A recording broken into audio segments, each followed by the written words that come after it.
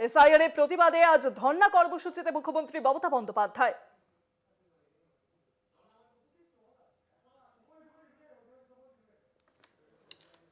আর এই মুহূর্তে জানা যাচ্ছে ধর্ণা মঞ্চে মুখ্যমন্ত্রী মমতা বন্দ্যোপাধ্যায় তিনি এই মুহূর্তে উপস্থিত হয়েছেন। এসআইআর এর প্রতিবাদে আজ মেট্রো চ্যানেলে মুখ্যমন্ত্রী মমতা বন্দ্যোপাধ্যায় তিনি ধর্ণায় বসছেন। মুখ্যমন্ত্রী মমতা বন্দ্যোপাধ্যায় তিনি এই মুহূর্তে উপস্থিত হয়েছেন। তিনি কিন্তু মঞ্চে উপস্থিত রয়েছেন এবং এই মঞ্চ থেকেই কিন্তু তিনি অবস্থান বিক্ষোভ করবেন। দিল্লির কেন্দ্রের যে সরকার তাকে যেমন নির্বাচন কমিশনকে তিনি বার্তা দেবেন যে বাংলার একটি মানুষেরও কিন্তু ভোটাধিকার কাটতে তিনি দেবেন না, এই বার্তা কিন্তু আগেও দিয়েছিলেন। এবং তারপরে দেখা গেছে যখন চূড়ান্ত ভোটার তালিকা প্রকাশ হয়েছে সেই ভোটার তালিকা থেকে প্রায় 60 লক্ষেরও বেশি মানুষ বিচারাধীন রয়েছে। কেন মানুষের নাম এই জায়গায় থাকবে এবং অপরিকল্পিতভাবে এসআইআর করা হয়েছে এবং যার বিরুদ্ধে মমতা বন্দ্যোপাধ্যায় বা রাজ্য সরকার এসআইআর এর বিরুদ্ধে নয় কিন্তু এই অপরিকল্পিত এসআইআর এর বিপক্ষে তিনি বলেছেন যে কেন সময় নিয়ে এসআইআর করা হলো না। ইতিমধ্যে সে চিত্র দেখতে পাচ্ছ যে মমতা বন্দ্যোপাধ্যায় তিনি এসছেন এবং এর আগে তিনি বাম জামানায় 26 দিন তিনি এইখানেই কিন্তু অবস্থান করেছিলেন। সেই সময় অবশ্য সিঙ্গুরের কৃষি জমি অনৈতিকভাবে নিয়ে নেওয়া হচ্ছিল, অধিগ্রহণ করা হচ্ছিল, তার প্রতিবাদে নেওয়া হচ্ছিল। আর আজকে মমতা বন্দ্যোপাধ্যায় সাধারণ মানুষের স্বার্থে, রাজ্যের মানুষের স্বার্থে, গণতান্ত্রিক অধিকার রক্ষা, মানুষের অধিকার রক্ষার তার স্বার্থে তিনি কিন্তু আজ অবস্থান বিক্ষোভে তিনি সামিল হচ্ছেন এবং প্রেক্ষাপট দুটো আলাদা কিন্তু জায়গাটা সেই একই জায়গা। এবং এর আগেও মমতা বন্দ্যোপাধ্যায় সেই সময়কার সেই অবস্থান বিক্ষোভ নিয়ে কিন্তু রাজ্য রাজনীতি কেন দেশের রাজনীতি তোলপাড় হয়েছিল। আর এই ক্ষেত্রেও মমতা বন্দ্যোপাধ্যায় যে বিক্ষোভ এবং অবস্থান তা কিন্তু অন্য বার্তা দেবে এবং এখন দেখার বিষয় এই মঞ্চ থেকেই দলনেত্রী মমতা বন্দ্যোপাধ্যায় কি বার্তা দেয় মানুষের কাছে এবং সেটাই কিন্তু এখন অপেক্ষার বিষয় যে আগামী দিনে কি হবে আন্দোলনের রূপরেখা, সেই রূপরেখা ঠিক করবে কিন্তু এই মঞ্চ থেকেই, এমনটাই মনে করছে রাজনৈতিক ব্যক্তিত্ব অর্থাৎ মমতা বন্দ্যোপাধ্যায় তিনি মঞ্চে এবং তিনি মঞ্চে তার সামনে কর্মী সমর্থকরা তার সঙ্গে যে আছে তাদের এই উচ্ছ্বাস, তাদের এই স্লোগান তা কিন্তু প্রমাণ করে দিচ্ছে যে মমতা বন্দ্যোপাধ্যায় যে কথা বলছে সে কথা বাস্তব। কেবলমাত্র তৃণমূল কংগ্রেস কর্মী সমর্থকরা না, এর সঙ্গে রয়েছে বহু সাধারণ মানুষ যারা এই নির্বাচন কমিশনের বিভিন্ন হয়রানির ক্ষেত্রে যারা শিকার হয়েছেন তারাও কিন্তু এই মঞ্চে সামিল হয়েছেন, এমনটাই কিন্তু জানা যাচ্ছে। সব মিলিয়ে বলতে গেলে যে মমতা বন্দ্যোপাধ্যায় যে আন্দোলন যে সঠিক সেই জায়গা কিন্তু আবারও একবার প্রমাণ করছে এবং সেই জায়গায় এই মানুষের উচ্ছ্বাস, মানুষের উপস্থিতি, তৃণমূল কংগ্রেস দলনেত্রী যাকে আসবেই কিন্তু বহু সাধারণ মানুষ এসছে যারা মমতা বন্দ্যোপাধ্যায়ের পাশে এই নির্বাচন কমিশনের এই রীতিমতো যে হয়রানি করছে তার বিরুদ্ধে তার সঙ্গে রয়েছে এবং তার দলের সঙ্গে আছে, সে বার্তা কিন্তু স্পষ্ট হচ্ছে এই জনসমাগম দিকে।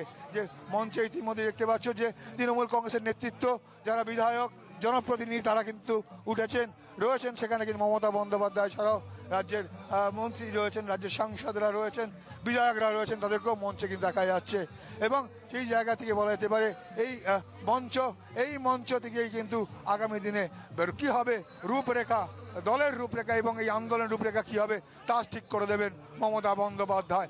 অর্থাৎ বলা যেতেই পারে তৃণমূল সুপ্রিমো মমতা বন্দ্যোপাধ্যায় এই মঞ্চেই অবশ্যই উপস্থিত থাকবেন।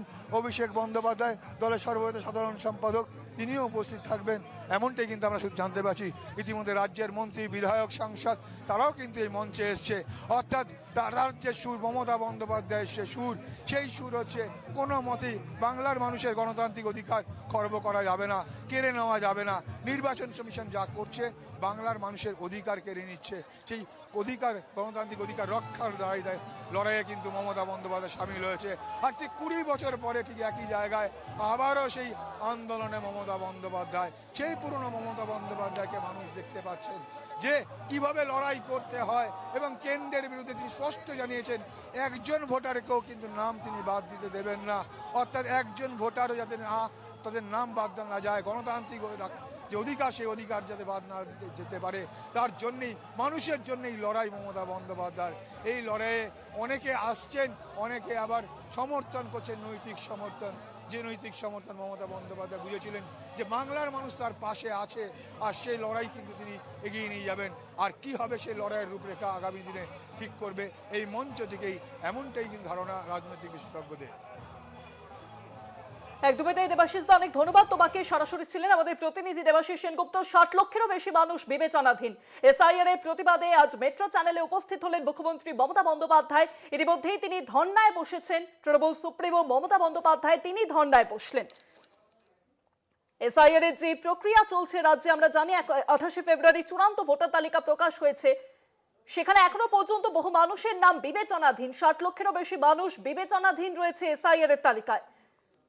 বহু মন্ত্রী, বিধায়ক, সাংসদরা তারাও উপস্থিত হয়েছেন আজকের এই ধর্ণা অবস্থানে, এবং এখান থেকেই পরবর্তী কি কর্মসূচি হতে পারে তার রূপরেখা দেবেন মুখ্যমন্ত্রী। দীর্ঘ 20 বছর পর মুখ্যমন্ত্রী মমতা বন্দ্যোপাধ্যায় তিনি ধর্ণায় বসছেন। তখন বিরোধী নেত্রী হিসেবে বসেছিলেন, তখন ইস্যু ছিল অন্যরকম।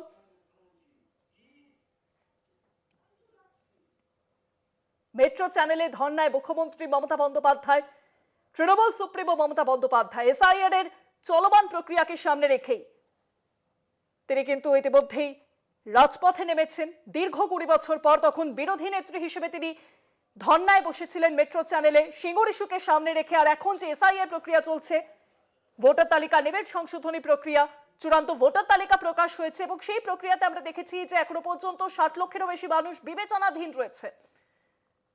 মানুষের নৈতিক অধিকার রক্ষার জন্য মুখ্যমন্ত্রী তিনি আজকে রাজপথে নেমেছেন, ধর্ণায় বসেছেন তিনি। আজ ধর্ণার প্রথম দিন, এবং এই মঞ্চ থেকেই পরবর্তী কি পদক্ষেপ হবে সেদিকেই নজর রাখবে মুখ্যমন্ত্রী মমতা বন্দ্যোপাধ্যায়।